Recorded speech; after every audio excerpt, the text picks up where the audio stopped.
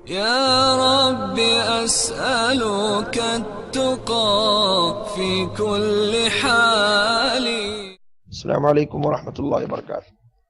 قربانی جو ہے یہ ایک عبادت ہے، اور عبادات جو ہے اس کا کرنے کا زندوں کو حکم دیا گیا ہے۔ نماز اس طرح کسی کی طرف سے نماز نہیں پڑھی جا سکتی، ٹھیک ہے، اسی طرح ہی کسی کی طرف سے قربانی کرنے کا کوئی ثبوت موجود نہیں ہے۔ حضرت علی رضی اللہ تعالیٰ عنہ سے ایک روایت پیش کی جاتی ہے کہ نبی علیہ السلام نے ان کو وصیت کی تھی کہ تم نے قربانی کرنی ہے میری طرف سے، تو وہ کرتے تھے نبی علیہ السلام کی قربانی، لیکن وہ روایت بھی ضعیف اور کمزور ہے،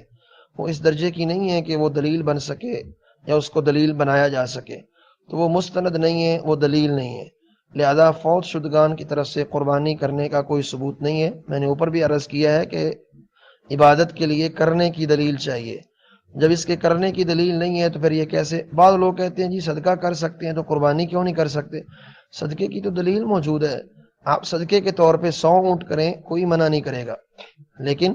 قربانی چونکہ ایک عبادت ہے اور نبی علیہ السلام نے یہ نہیں کی۔ دیکھیں نبی علیہ السلام نے آخری زندگی کی جو آخری قربانی تھی جو حج کے موقع پہ آئی تھی، نبی علیہ السلام نے اس میں 100 اونٹ قربان کیے ہیں، لیکن ان میں سے ایک اونٹ بھی آپ نے حضرت خدیجہ رضی اللہ عنہا کی طرف سے نہیں کیا کہ آپ نے فرمایا ہو کہ یہ میری بیوی تھی اس کی طرف سے یہ اونٹ ہے، ایسا بالکل نہیں ہے۔ نبی علیہ السلام نے ان کے لیے اپنی 3 بیٹیاں فوت ہو چکی تھیں، ان کے لیے 3 بیٹے فوت ہو چکے تھے، ان کے لیے چچا حمزہ فوت ہو چکے تھے، ان کے لیے کسی کی طرف سے اللہ کے رسول نے قربانیاں نہیں کی، وہ ساری اپنی طرف سے تھیں یا اس میں حضرت علی رضی اللہ عنہ کو شامل کیا ہے۔ ہاں البتہ ایک بات ذہن میں رہے، ایک ہے کہ آپ اپنی قربانی میں اپنے ہی جانور میں کسی کو شامل کر لیں،